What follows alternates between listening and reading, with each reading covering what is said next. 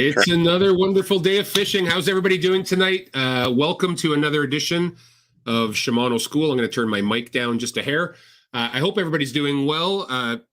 Glad everybody could join us. It is nearing the end of summer, believe it or not, already. We're September tomorrow, and we're joined by Captain Paul Powis, a.k.a. my dad. Paulie, how you doing, bud? I'm good, JP. How are you? Doing good. All right. So, folks, as we're all piling in here, do me a favor. Let me know where you're checking in from. Love seeing where everybody's tuned in from. Just write it in the comment section. If you guys can do me a favor once you're in here, if you got questions, post them, because I've got one of the best sources of information you could ask for when it comes to trolling walleye on Lake Erie, which is red hot. And we're talking crazy hot. Paulie, how good has the fishing been? Well, JP, I'm still on the clock for my afternoon charter, and I've had fish cleaned and actually had time to have a shower to run over here. I'm at the marina store for good Wi-Fi because I'm still in Erie right now, and I can see the lake right outside the window here. And we took 36 walleyes in a little over 4.5 hours this afternoon, and it's slower. It's slower than it's been. Yeah. Crazy. John's watching on our YouTube channel. John, how you doing? Buffalo, New York. Again, folks, just let me know where you're checking in from in the comment section.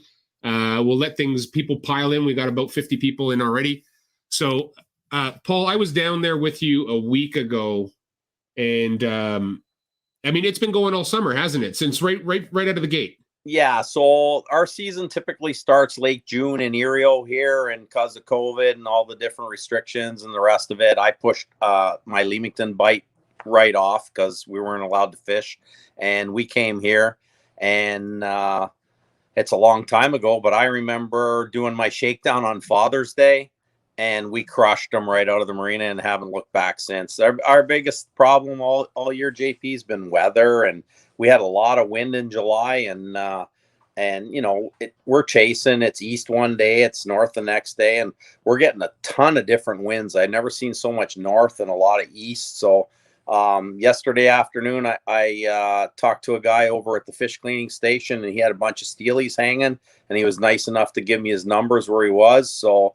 I said to the guys, what do you want to do? Catch walleyes or steely? And they said both, and that's what we did. So I you know, it's very versatile that we can go to different spots, and we got a good network of anglers here, and not just charter guys. Like this guy's a regular Joe with a boat in the marina, and he fell upon some steelhead, and you know, it was stacked with bait, and everything was high, and it was weird. We had to change up our techniques, but we ended up with 12 steelies and 12 walleyes, and it was a good bite. And you know me, after a while, that like getting on steely bites fun, so we did that yesterday. And then this morning, I walked out the door, and it was blowing out of the north like gale force. So I'm quick to call a customer and say, dude, don't come. And then it laid down in the afternoon, and it's snorting again now. So it's playing the weather. And one of the advantages I have by being down here is the weatherman can say whatever he wants. I can look out the window and see what it's doing. So they're never right anyways, Paulie. I've never known them to be right.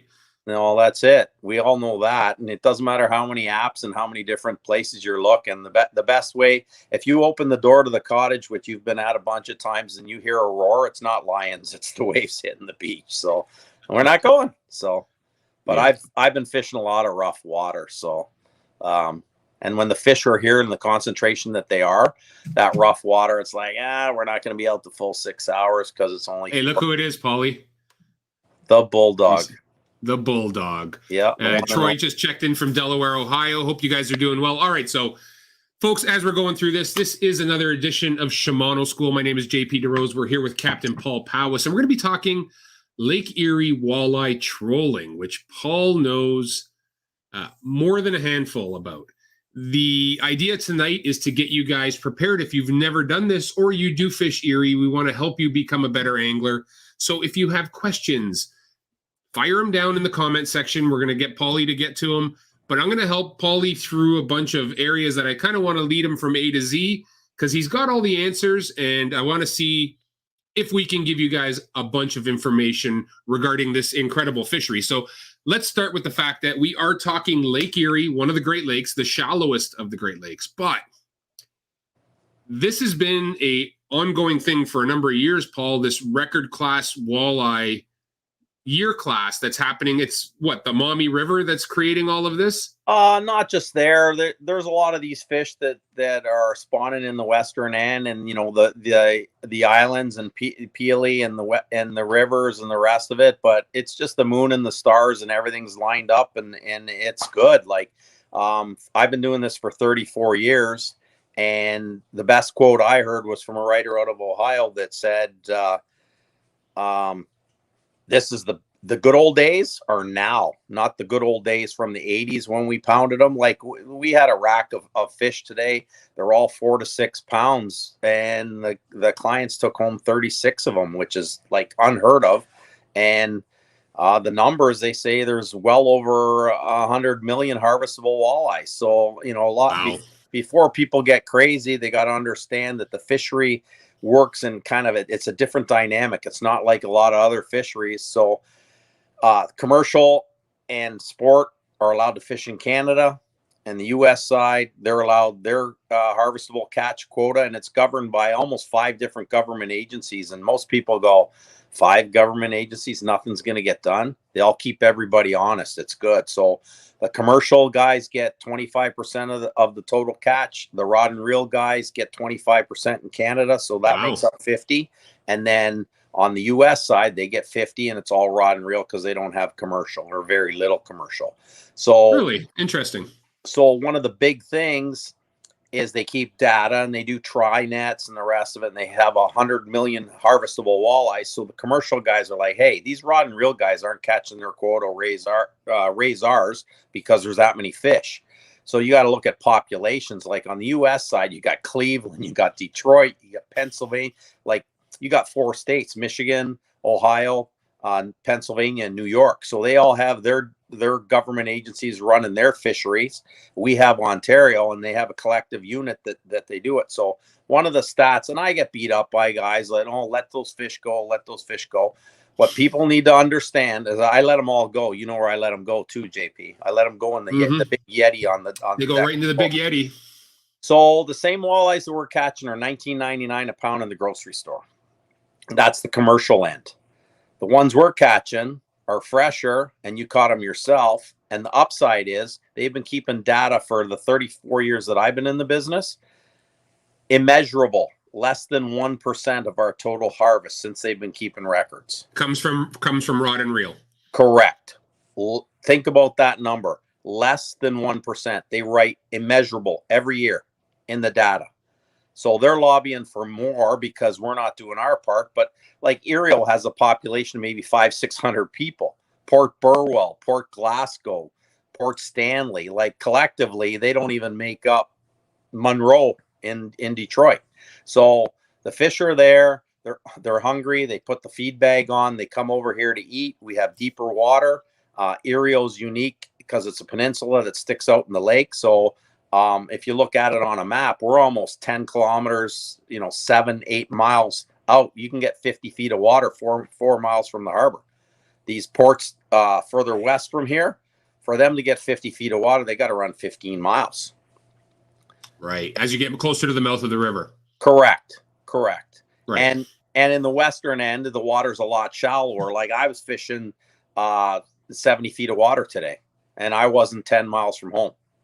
Yeah. And I've been out there with you, and I've done it on my own as well, thanks to you giving me digits out there. But yeah, it is a very, very close run. It's unlike most places when you need to get to deeper water. So Bill Carson said, backed up by birds, got to be right. You know that, Bill. Hope you're doing well down there. So he's saying you got the hummingbirds behind you. So let's talk about finding these fish, Paul. Someone's going to come out there. Yeah. Speaking of hummingbirds, but someone's going to come out there, a good graph. What are you looking for when you head out there?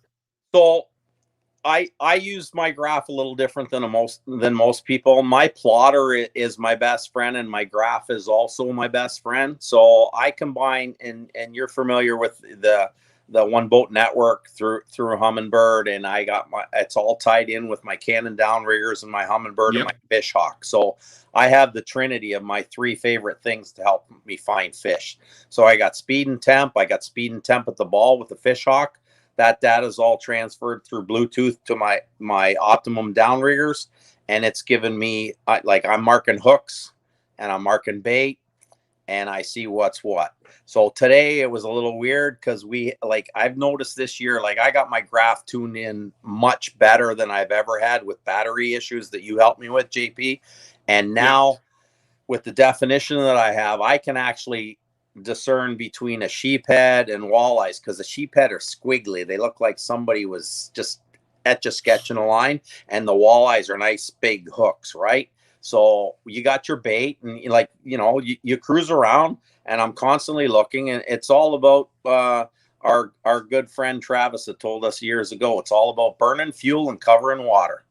And that's what we do. So I'll go out to the harbor and I'll have a look, and then I'll have a look a little deeper. I'll have a look a little different. Erie's unique, and Lake Erie has what we call the rock line, where the water the bottom transitions from rock to mud. So basically, either the fish are on the mud or on the rock, and a lot of times they're right on the line. Like that's where I fished today. And yesterday, those fish were 10, 12 miles from shore, and I saw them at 5 and fished out to 10 and fished back. So they're constantly moving, and it's all about chasing bait, right? So back to your original question of how do you find them? A good network of folks, and like we're lucky down here in Erie because we got the marina and the guys that work here, like they sit behind the counter and they listen to every client that comes in, every lure they buy, and where you fishing and how'd you do and the rest of it. And they got a fishing report, and a lot of the charter guys, we give input to that, so that Jimmy, Ponch at the marina here, he gives that information to people too. And like the steelhead thing yesterday was just a guy. I would have never went to that spot, but I saw all these steelies hanging, going, "Hey, where the heck were you, man?" So that helps, having some information and sharing. And then the charter boats work together too. And a lot of times when the bite's hard, it's like the guys are all one-dimensional, fishing the same area, and it's like, dude, go somewhere else, try something else. And one of us someone's got to go find them. Divide Someone always has to break off. Yeah, absolutely, JP. It's the same with anything. Yeah. So, and we've been doing this a long time, as you're well aware, and everybody does the same thing. Oh my God, there's 2 boats over there. They must be on fish. Then there's 8 boats. Then there's 10 boats. Then there's 20 boats. So, you got to start somewhere. I usually tell people start in shallow and work your way deeper. Don't be afraid of that shallow water. It holds a lot of fish, and it's all about bait and food and current and the rest of it. But like I said, with that a pack of boats never hurts either. Well, yeah, I do the actual opposite. I'll see where a pack of boats is, but I may start there. But I like straight lines with nobody near me, because then I put my out pretty far, and I encroach on anybody else's area. So I find a nice open slot, and I'll go there, and I just keep going. But the fishing's so good here, JP. I've been doing 5-mile runs without a turn. So I'll start in the spot crazy. And troll for 5 miles, catching fish the whole time. And then when I get to like 24 and I need 36, I'll turn the boat around and go over the same. So that goes back to what I said earlier about using my plotter. So I'm waypoint. I took a double there. I took a triple there. I took a double here. And then it's just connect the dots in reverse order. Right. All right. So the fishery itself, Erie is not a small body of water. I mean, it's over 200 miles long. You're probably well over 50 miles wide at your end, aren't you? 53 miles to Cleveland. Yes, sir. Yeah. So you got a lot of water. What's your advice for someone coming down? Because I hate seeing people take on big water without the proper safety precautions, or a boat that really isn't handling. So how important is watching the forecast, and then also what do you want to have on you to be prepared? Well, it's critical. Like, I chuckle regularly where you get 10 charter boats in Ariel Marina that are all tied up, and a guy shows up in a 16-footer and thinks he's going fishing. Guess what? We didn't take the day off because we're tired when we're tired. But it's like, dude, don't go. It's not worth it. We've had a couple tragedies here this year, and people went out in super rough water, and, bad things can happen. Like, I had a following sea coming in on Sunday, and it was big. It blew up on me, and I couldn't get her over 15 miles an hour. And if not, I'd be stuffing it. And I'm like, slow it down, take your time, keep it straight. But if the big boys aren't out there, don't be a hero and go catch 6 fish. It's not worth it. Right. VHF radio is important. All your safety gear. Like I have, you've seen it on the boat, and I got one of those Yeti Go boxes in bright orange, and people will go, what's that for? I said, that's the first thing I'm going to grab if something bad happens, because I got an extra radio with my VHF actually has GPS on it, that if I'm in the water, I can give coordinates where I am. I got my flare gun in there. I got my first aid kit in there, all the safety stuff. So that's important to have that. And the other is know how to work a boat. Like, there's a lot of people that I've observed. A lot of new boaters. There's a lot of new boaters, and just having a credit card with a big limit on doesn't make you a good boater, because I have seen some crazy stuff. But it is what it is. Be courteous out on the water, and we help each other like regularly. We've been asked search and rescue, and we had the helicopters and the big boys out there too. So good VHF with channel 16. If you get in big trouble, there's a button on there that I call it the holy crap button. If you need the Coast Guard, they're going to pick you up with a helicopter. And that's a very valuable thing if you only have seconds before something bad happens. But the biggest thing I can tell people is if it's really crappy out there, do not go. Yeah. That's as simple as it gets. Yeah. Yeah. Live to fight another day, right? It's not worth the chance. Well, look at how many times you and I have tried to do film and stuff like that. And it's like, X. So, and we can fish in it, but it's uncomfortable, and we're trying to shoot a show. So for me, I'd rather not make the viewer puke. Well, and you don't want or the my viewer camera guy. You don't want the viewer or the camera guy or anybody else. But like I'm in the fun business, and you tell people, listen, I own a restaurant, and you want to eat in my restaurant, and I'm standing at the front door saying, don't eat the chicken. And you come in and order the chicken. Well, guess what? I get people out there that are close. I'm like, guys, you need 2 more fish for your limiter. How long are you going to make your friends suffer here that's been yakking for the full 6 hours? Yeah. And, we both know that happens a lot. And we also know that, I've had guys say to me, well, Saturday's my only day off. I'm going fishing. Well, guess what? Mother Nature gets the last call. I had a client last year. He called me all upset that I left him a message that we wouldn't be fishing because it was rough. And his big thing was I already made the sandwiches. And I'm like, I'm laughing my head off going, so eat them. It's not going to matter. But it is what it is. It's a big body of water, as you said. And it's also, it can be very rough, and it can be nasty, and those waves can come at you in sets, and you think you got it figured it up, open over one, and then all of a sudden you get a big monster 3 in a row. Yeah, just smashes you around. So yeah. All right, so let's talk setup. So someone wants to go trolling, Paul. Let's just say they have your average boat, 16 to 20 foot, multi-species boat. If you had to get a setup to do this kind of thing, you have a few options. You can flatline, obviously. You can downrig. You can dip sea, jet, cookie. But if you had to pick one, give me one combo that we can tell people if you're going to go trolling on Lake Erie, this is what you want. Can I have 2? 2. Okay, I'll give you 2. Okay, so downriggers and dipsies would be my first. Right. So what I tell people, and I do a lot of seminars at the shows and stuff like that. Start small. Don't try to get out there and do a 10-rod program. We're lucky. We're allowed 2 per angler. Baby steps. Get your riggers in. Once you got the hang of the riggers, go to dipsies. Once you got the hang of the dipsies, go to 2 dipsies. Like, we had really good bites yesterday and today on our dipsy and a board program. And you run one at a 1, and if you're not comfortable running a 1 and a 2, you run a 1 and a 3. So there's some distance beside them in the gap. Space. Yep. Yeah. So you need some rod holders. You need some good equipment. You need a good line counter reel, and the reels that I have, they're the best of the best. And some behind you, I can see. Yeah, there is. There's a few left. They got pretty good beat up, but they finally got some inventory again. 500s were really tough to get. And that's what I use. My main bread and butter rod and reel combo for using inline boards and the rest of it is that 7 foot, one piece, medium with a 500 line counter Dakota on it.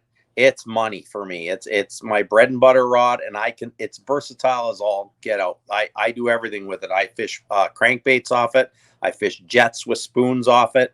I fish a couple colors of lead core off it.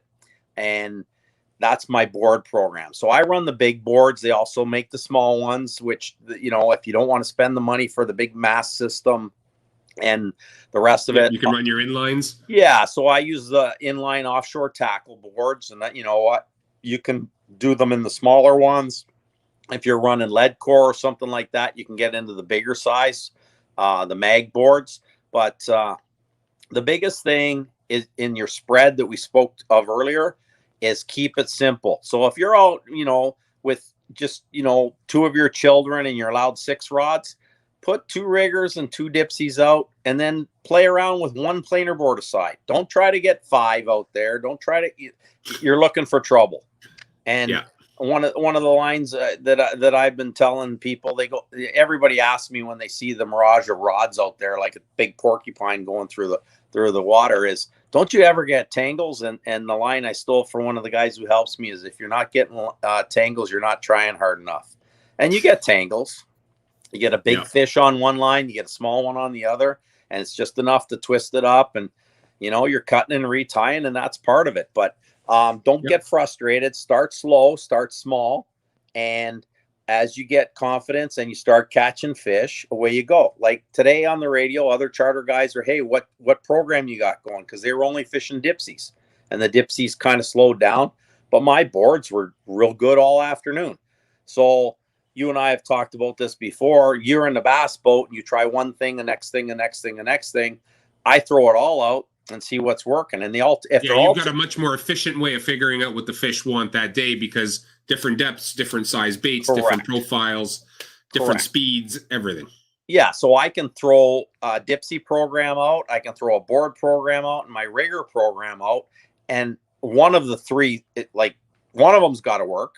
And I had a rigger rocking today at 45 with a crankbait on it. And I was like, oh my God, get another one. And of course, we only had one of that color and that kind. I got 3,000 baits on the boat, and you have one. So, it's a good bait when you're retying it every 6 or 7 fish, because you don't want to lose it. And then you're taking pictures of it with your camera to make sure when you do lose it, you can still remember the exact color pattern. But we make a lot. That's another mistake a lot of people make. They want to use the same color bait all the time. And we had cloud cover today. We had sunshine and cloud, and it was back and forth. So, I had some chrome stuff out, and it was firing hard when the sun was out. And then I had some dark stuff that fired when the clouds were in place. So don't get caught in that one pinhole that you're only doing one thing. You want to you want to change it up. And we get days that there's no pattern, that you just got to keep changing and hoping for 1 or 2 that'll still fill your box. So you mentioned that's your general purpose rod is that 7 foot medium 500 Dakota line counter. Yeah, you go a little lighter on your riggers though, don't you? Yeah, and it was a fluke. I used to go mediums, and I ended up with medium lights one time, and I put them out. I ended up ordering the wrong ones, and the eyes aren't as good as they used to be, JP. And I like those. I'm wearing lights. Glasses, dude. You're not. So no, I wear mine to see far away and watch birds and stuff. But one of the big things with that lighter rod is when it's torqued over and bent in the down position on the rigger, and you get a follower that grabs it and swims with it. You get that little that you wouldn't get with the heavier action rod. And it's like, okay, we got a fish on that rigger.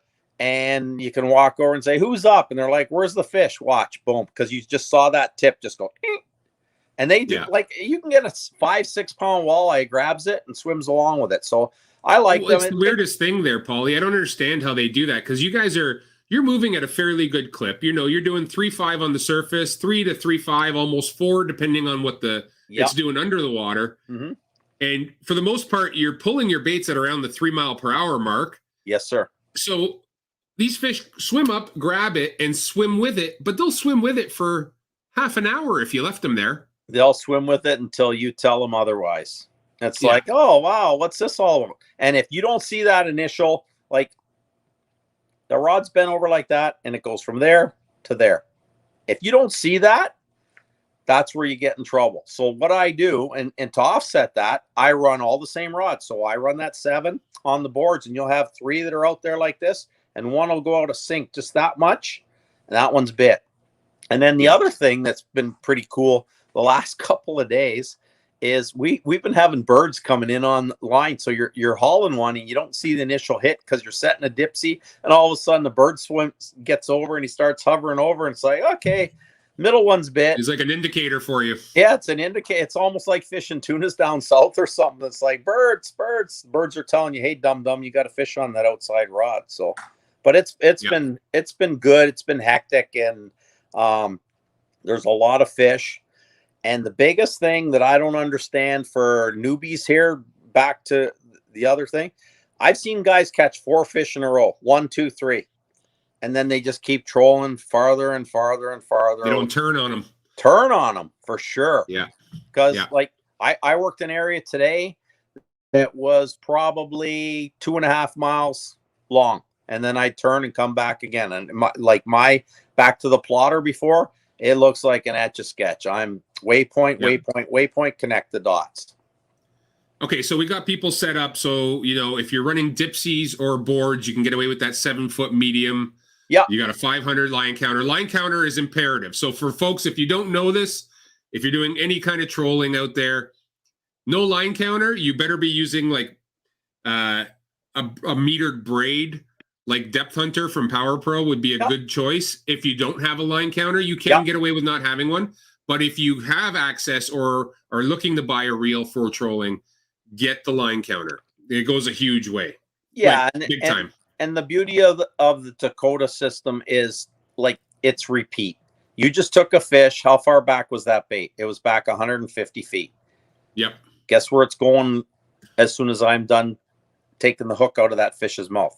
Back to 150 feet. And when you catch 3 on the same color, you yank one off and put the same color out. Like I have days where I have the same bait on every rod, and having those rods that match. Like I see people, they got one rod this and one rod that. Like, the bite is so subtle, as JP indicated earlier. You want them to match so that you can look just to see what's gone out of sync, to see if there's something there. So having 3 identical rods on a side pays huge dividends, because you're going to know when one's doing something different. Absolutely. And that's what you're looking for. And then repeat. Yep. So Paulie, there's downrigger setup, and I know downriggers, the line counter is not a necessity.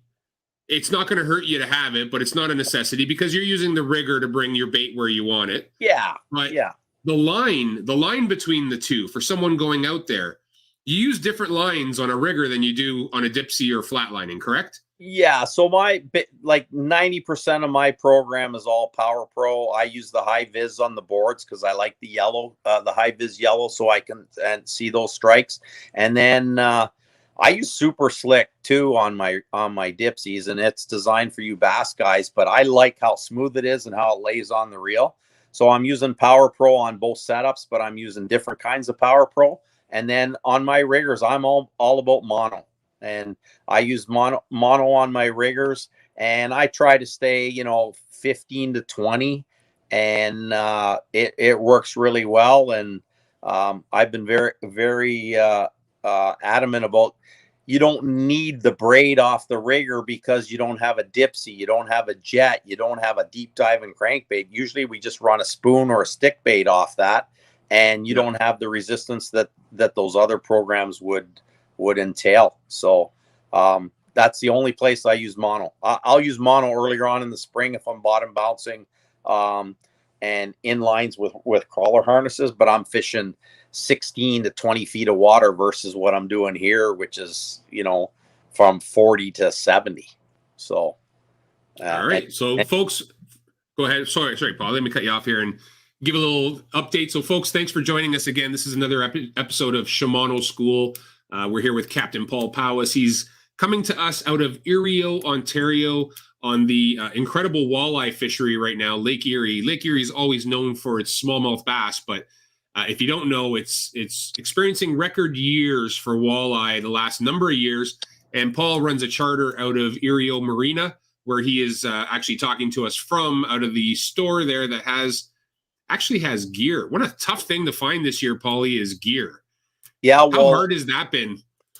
For me, not terrible, because like a lot of people don't realize that like these guys get a big demand. Like one of the funniest things in this store is coming in here on what we call blow day, when nobody can go out, and captains are coming here from all over. And the neat part is they share some information. So I'm lucky the guys that work here, they're like, hey, some guy just came in and grabbed 6 of this, says it's the best bait going. Oh, okay. So different ports all up and down the lake, but they have a good inventory. They got a lot of Dipsies and Lure Jensen stuff. They got a lot of the Silver Streak spoons, which is the main forage here. That's one of our better baits, and they have really good selection of it. And there's guys that are, hey, get me this, hey, get me this, and you know the hooks on the wall get beat up pretty good. So they have a lot of stuff, but you know they got all your rigging stuff. So they got all your I know they don't have any Cannon downriggers left, but they were one of the last stores to have some, and they got some of the dual access rod holders, which were hard to find. And a lot of people, when they're looking, they just look at the big box stores, and they don't think about the little independents that know, like, they're right in walleye country and they have everything. Yeah, there's no national buyer for these stores. These are local guys, and they're they on top of the local bite. Like, if you lose a probe on your fish hawk out there, good luck finding one anywhere. But like, you know, these smaller guys are like, hey, they don't order 2, they order 22 because they know they're gonna need them for the summer. So it's a good little store, and it's perfect for me because I'm here every morning buying ice, and I'm here getting fuel every few days. So and you know, they have a good facility here. The launch is really nice, and you can clean your fish here, which I clean my fish on the boat and dump the guts. So it's very, very efficient, and they actually have an LCBO attached to it too. But you know, I don't have time to go on a blow day. I don't have time to go in there. You know that, JP. So of course not. Yeah. So folks, again, if you have questions, we're talking all about walleye trolling. You know, if you got a buddy who's into trolling, you can tag them in the comment section, and that would give them this video. This video is going to live on both our YouTube channel and our Facebook channel for Shimano Fishing North America. And again, this is all about walleye, all about teaching you guys more stuff. So let's talk a little bit about the difference in the lake, Paul, because I saw there's people from Buffalo, New York. John on our YouTube channel is from out that way. My end of the lake would be that end as well, that Port Colborne, you know, that Port Colborne area. What's the difference, the main difference between East, West, and Central? Because really, Central's a big section, but Eastern Basin, Western Basin, and then Central. Well, it's funny you say that because there's a lot of different habits per district. So the western end fishes a lot of crawler harnesses and bottom bouncers. The Central Basin does a lot of crankbaits and spoons and jets and dipsies. And then the Eastern Basin, they fish a lot of lead core, which we do in the Central Basin as well. But they fish a lot of dipsies with crawler harnesses. So you have these 3 different distinct areas of the lake, and the mix of genres between them is kind of funny. So big time in the Eastern end, they troll really much slower than we do. And they let those dipsies get those crawler harnesses deep because it's heavy. It's got a big chunk of weight in it, right? Yeah. They troll them slower, and they need to acquire those depths. So that's basically the biggest part. One of the things, though, I know the Eastern guys have had a hell of a time the last couple of years. They got bait, they got water temp, they got everything, but the fish just aren't there, and the numbers that the other ports are enjoying. So I have some captains that I talk to on a regular basis all over the lake, and they got to run far and they got to look, and it's not like we're spoiled rotten here.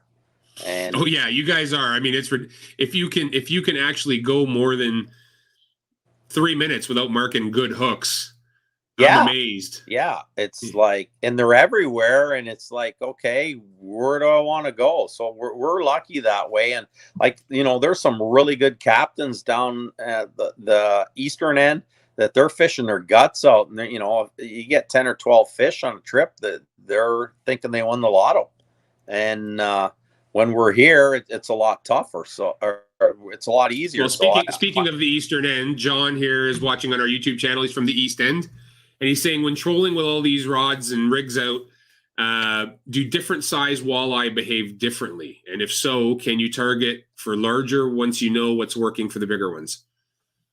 Great question. And I've been working on that for a while, John, because I haven't fished a whole lot of tournaments. I fished a tournament last year, and I'm all about numbers. I'm a charter captain that want to get fish for my clients. I don't care if they're big, small, or medium. I don't want the small ones. I want them to take the bigger ones home.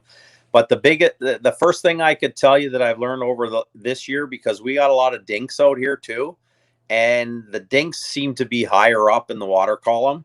So if you're marking hooks in the 40s and you target 50s, if you will look at your graph, and I'm very fortunate, I got a Helix 12. And I watch those hooks a lot, and I see smaller hooks, and a lot of times the better ones are underneath. So if I could give you any advice at all, stretch them out a little farther. And you want, if you're targeting those bigger ones, that's one of the things that I've really noticed. It makes a big difference this year. And the other thing too, don't be afraid to put big old salmon spoons on instead of the tinier profile baits, because a lot of times they just want that one big meal, and they're big and they're mean, and they just take one swipe at a Magnum spoon, and that's their meal for the day, right? So that's one of the things I've noticed. And a lot of times too, like earlier on in the year, those bigger fish are in the shallows. They're post spawn, and they'll find a big old rock pile, and they just hang out, and if a meal comes along, they'll take advantage of it. All right, John. So hopefully that helps you out. And Paul is not he's not pulling your leg here, because I actually watched him do this the other 4 or 5 days ago. We were with Mike, and yeah. Paul said, you could see all the kind of the weekend fishermen were fishing in tight, like within 4 to 5 miles of the marina, and then Paul was out further in deeper water, an extra 10, 15 feet of water, but the fish were deeper. He targeted them deeper, and they were bigger. So yeah. Very, very helpful advice. All right, here's another one. Nick is asking, what's your number one spoon and color? Oh, the color thing. All right, what right now, Paulie, where you are, what's been working? What's hot? Well, spoon brand is obviously Silver Streak for me, and I use them in a mini and a regular, and the minis are like 3 inches and the others are 4, and it depends. Like our bite, like I clean fish for my clients every day, so it's profile. Sometimes it's shad bite, sometimes it's smelt bite, so we alternate that. And copper's big here where we are, but man, I would say that Silver Streak probably has 400 colors. They all have their time and place. And to pick one, I couldn't do it, but this year, Chip at Silver Streak's come up with some really cool newer colors and different tapes. And what do you buy the guy with 3,000 baits on the bait? Like I buy lures every flipping week, because this is good, this is good, this is good. And I hope my wife's not watching, but man, I don't need any more baits, but I still need more baits, because something comes out and it's hot. Like you've seen the pile of death on the back of my boat. Like we change a lot of baits, and we're constantly pulling them. And my boy that helps me, Tyler, he's if the lure doesn't produce in 5 minutes, it's gone. And I have another guy that helps me as well. And it's funny, I've observed this summer, he took all my baits off, Dad. And then Greg comes out and he goes, he took all my baits off, and they both do it. But the reality is we go out and catch 36 to 40 fish every day with different stuff. And every once in a while, there's a blue moon in the sky, and they actually have a bait that they both like on an inside dipsy, and it stays on there for for 3 weeks without being changed. So hard question to pick one number one. You've asked me this before and interviewed me, JP. Is it color or profile? It's profile first and color second. Well, and we can go right into that, Paulie. I mean, there's three things. Hold on. This is a good one. Sal, get a good fillet knife. Yes, my buddy Sal, Sal's Italian, and he understands the concept of catching lots of walleyes to eat. Good. Oh yeah, absolutely. Absolutely. So we talked about this, Paul. We've talked about it. You filmed with me a few times. We've done bass shows and talked about this. So there's three options when you're selecting a bait, right? There's profile, there's size, and then there's color. Yeah. So and I would say a fourth would be action. Action. Okay. You got a slow rolling bait, or you got a fast. If you had to put them in order of importance, where would you go? I'd go profile first. I'd go action second, and I'd go size third. And again, the one thing everybody wants to know is what color, and I'm with you 100%. I think that's last. I think there's hot colors, but I think if you got profile, size, and action right, they're going to hit it. I think if you need to whittle it down, and the best anglers, and you've taught me this over the years with our saltwater stuff, it's all about the guys that pay attention to detail. And if you want to break it down break it down by the numbers, I agree with you 100%. Color is the last one because they all have a time. And, you got clarity of water, you got muddy water, you got dark water, you got cloud conditions, you got all that other stuff. Color is affected by that every time. But profile and action and the rest of it are more important than color. But yeah, they can be dialed into a rattled bait more than a silent bait or vice versa. You just got to have those options available. Absolutely. So, figuring it out is tricky. There's guys like me and you that overthink everything. And there's other guys that go, hey, last July, I killed them on this lure. That's the only lure. And that's their only lure. That's their go-to. And they catch fish. And there's the other anglers out there that go, I can't catch a fish on this bait. And you're telling me it's the best bait going. So, is it the speed you're trolling it at? Well, then you get into the other variables. What pound test line are you using? Are you getting the same depth? How fast are you going? Are you going uphill or downhill? Are you in the right water? Is the temperature at the ball the same as where I'm fishing? Yeah. Like it's not A plus B equals fish. It's A plus B plus C plus D plus E plus F plus G. There's a lot of variables. All the way to C. Yeah. Yeah, for sure. For sure. Okay, so here's another thing that I think a lot of people don't realize. We're in the Great Lakes region, right? So you're on Erie, but for me that lives north of Toronto. Yes. I have Lake Erie and I have Lake Ontario. Yep. Right? Very, very close. I'm set up for salmon fishing in Lake Ontario, which is a completely different animal. Yes. Than Erie or Lake Erie walleye fishing, just because of the size of the fish. Absolutely. Yeah. So my setup, let's just say dipsies. What pound braid do you run? What size reel on a dipsy? I run my 600 size Dakotas with 30. So I tell most people Lake O 50, Lake Erie 30. And I run the 600s, and I run it on a dipsy rod, which is a medium heavy, which would be your rigger rod. And it crosses over. The 8.6 is a popular rigger rod. I run them on 8s on my 1s, 8.6 on my 2s, and I run 9-footers on my 3s. So what I do. So now you can explain to the people 1, 2, 3. Is there a possibility someone can bring you a dipsy in your hand there? I'll go get one off camera for 1 second. Okay, get one while we talk. So what Paul's talking about are the settings on a dipsy, which is really important, and why he has 3 different length Telora rods in the boat for running dipsies. So dipsy, Paul, explain how it's set up. Yeah, that's a dipsy diver, and it comes with a wheel on the back, and there's a weight in the back corner here. Okay, so that weight is directional. So on that directional diver, it's 0 is straight back behind the boat. 1 right would be out to the side a bit.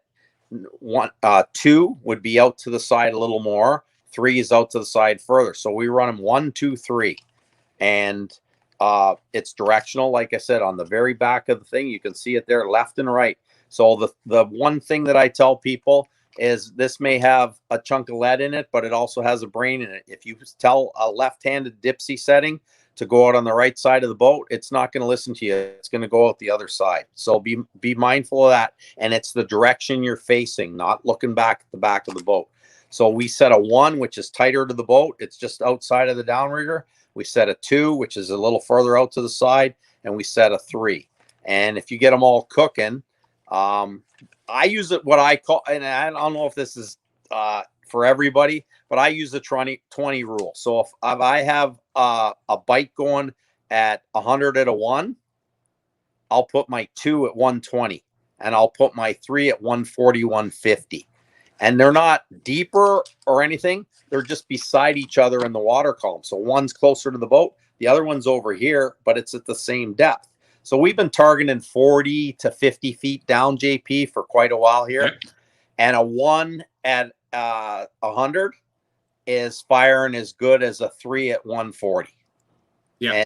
And you know, we're seeing the hooks in that 40 to 50 range. So that's where we're getting those baits down and in. So okay, and to explain further, so basically what Paul's saying is, so those longer rods, the 8-foot is the inside rod with the 1 with the dipsy closest to the boat. The 8.5 Correct. Is the number 2 rod, and they wrap around the each 9-foot. That's right. So they're all bent, and so that you're not having them touching each other because they're all in the holder on the boat side. Correct. By going with a longer rod, your outside rod is the longest one. It keeps them all in line with each other, basically. Yeah, and one of the other tricks I do, and you've seen this too, and I get asked a lot of questions on that, is I run Super Slick V2 on all my dipsy rods, and my insides are black, my number 2s are green, and my outsides are 3. And there's 2 distinct advantages. Sorry, what's the color on the outside? You said the outsides are 3. What color is it? Yellow? Blue. Blue. Okay, so you got black line, green line, blue line? Correct. Okay, so this one, folks, pay attention to, because this one will save you the nightmare of tangles. Well, it helps with the nightmare of tangles. So we have multiples where you have 3 fish on at the same time. So first of all, I yell at client that's standing beside the rods, grab the blue one, not numbers or whatever. Number 3 or outside or whatever. Yeah, inside. You got, if they don't talk the language, you're lost, right? So then we have a fish. So blue over red, or blue over green, green under black. You can see the lines going in the water. So I can discern where their fish are, and I'll go, okay, you have to go under, you have to go over. I can untangle it. If they're all blue, I'm rolling the dice. If I see different colored lines over top of each other, I know I can put this one under, I can put this one over, and I can separate the clients. We do that almost every day. So, and I have high vis yellow on the outside. So if I got 3 or 4 fish coming to the back of the boat and they all have different color line on, I can organize it. You need to reel a little faster. You need to go under him. You need to go over him. And we bring them all in and net them accordingly with less tangles, right? So, and and I'm not full of beans. Like, the fishing is that good that we have several quads and triples regularly. I was watching the other day. I know. Man, I know. JP, we only had 3 of us. I ran like a third of the rods I typically do when I have a full boat of clients. So, that's a good little tip. Like, literally for me, looking at the distance of those rods, and if there's a tangle with the different colors, a Power Pro will make a huge difference for sorting out those tangles before they become tangles. Yeah, for sure. I mean, just an example for those of you who don't realize it, but this is a shot from Paul's boat that I took the other day. I mean, there's a couple of critters in that. When we're netting them multiples at a time. Yeah, we're netting them multiples at a time, and they're good solid fish. These are fish that are not small. They're good ones. I can't have any pictures because there's a prototype bait in one of the pictures, so I really can't show you guys pictures of them. But some beautiful fish. Yeah. Prototype bait. Prototype baits. We gotta hide them. Gotta hide the prototype baits. Get ready, people. That's all I can say. Okay, so now for us in the freshwater world, Paulie, I use different colors of braid to tell me at a quick glance what pound test I'm using. Yeah. So for me, all my 5-pound rods are red, all my 8-pound rods are black, all my 10-pound rods are blue. So Yep. I know when I look in a rod locker, but you're running 30 on all of yours. You're just Correct. using the different colors to help you Different discern colors what's what. just to tell me that inside dipsy versus, and you know, you get confusion and you're untangling the net and the rest of it. You know, the blacks are number one dipsies. You know, the greens are your number two. Well, you also know which rod holder they go in if Correct. it's always the same colors going in. Correct. Where. I'm big on that. Yeah. Rather than having your rod tips banging each other when you're setting them out. Yeah. Or worse yet, the dipsies instantly tangling as you set them out. Absolutely. The older you get, the less tangles you need to untangle. It's just has to be because your mate does it for you. That's why. That too. That too. All right, so let's talk a little bit about the distance thing on dipsies, which becomes super confusing. I usually keep a picture because I don't troll all the time. So I keep a chart on the back of the dipsies. They actually keep a chart, right? When you buy the dipsy, and a little trick you can do is just take a picture of it on your phone and you got it. Nobody keeps the packages, but you know, it gives a general idea. But if you don't know where your dipsy's at, and we typically do, a good way, you got a day where you're just farting around and you want to see what stuff does, go into shallow water and let it out, and find out once you start banging bottom where they go. Don't do it in a rocky area. No, you'll lose the dipsy, but we have nice areas to do that, and that's how we used to measure stuff back in the day. There's good apps out there, and it's trial and error. If you get a fish 100 back on a one, guess what? You see them on your graph; they're down 45 feet. Guess where your dipsy is? Because you just caught a fish at it. Use your line counter to replicate it. That's the key. Yeah, I use the simple rule for me, I don't run the ring on mine because they come with a ring for those who don't know. So the ring adds extra depth, but I don't run a ring. And I double on number one, so double the depth I want, or half, sorry. If I want back 50, it's double the length out. So if I want 50 feet, it's 100 feet out, double. If I'm on number 3, which I tend to, out of safety, I only run 2 rigger rods and I run 2 dipsies, but I like running the 3s because they get way out there. Yeah, way you're covering more water. Your spread's wider for sure. My spread is wider, so I'll run my 3s at a 3 to 1 rate. So if I want 100 and I'm on a number 3, I'm going to put it out 300. Or if I want 50 on a number 3, I'm going to put it out 150 feet, which you're saying it's 140. So it's kind of close enough. Very close. Yeah, very close. Absolutely. Yeah. So that will help you guys with your dipsy questions. Anybody else have any questions? You guys have been kind of quiet tonight, and I think everybody's either fishing or tired. What's today? Tuesday, Paulie?